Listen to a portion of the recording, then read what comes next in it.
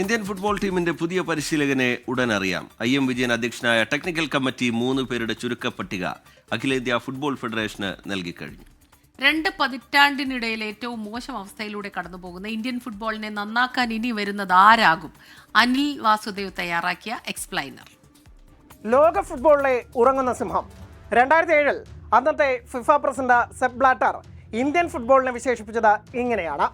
അങ്ങനെ പറഞ്ഞ് 18 കൊല്ലമാവുമ്പോൾ സിംഹം കൂടുതൽ എല്ലും തോലുമാവുകയും ഗാഠനിദ്രയിലേക്ക് വീഴുകയുമാണ് ചെയ്തത്.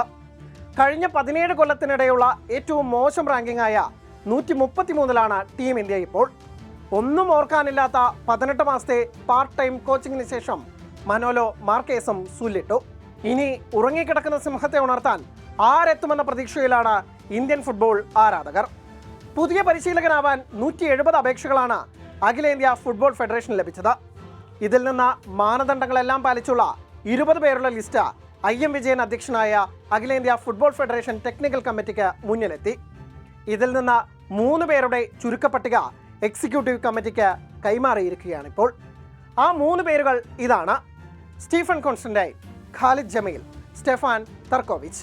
സ്റ്റീഫൻ കോൺസ്റ്റന്റൈൻ ഈ പേര് ഇന്ത്യൻ ഫുട്ബോളിൽ സുപരിചിതമാണ്. ഇന്ത്യൻ ഫുട്ബോളിന് വലിയ നേട്ടങ്ങൾ സമ്മാനിച്ച പരിശീലകൻ 3ാം ഊഴമാണ് തേടുന്നത്.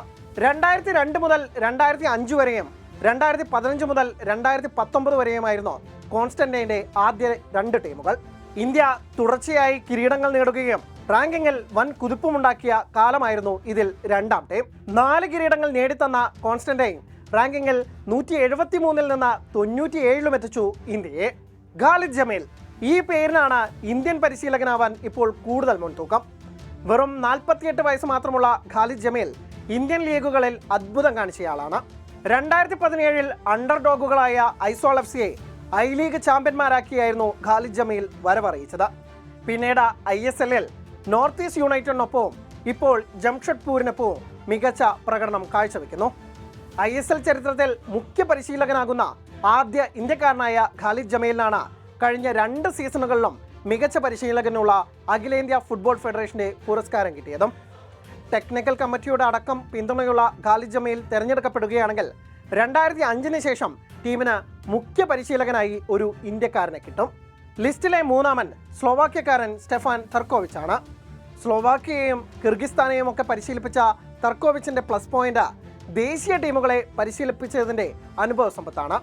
ആര് വന്നാലും കുഴപ്പമില്ല, സിംഹത്തെ ഉണർത്തണം. തൽക്കാലത്തേക്ക് ഗർജിച്ചില്ലെങ്കിലും നാണം കെടുത്താതിരുന്നാൽ മതി.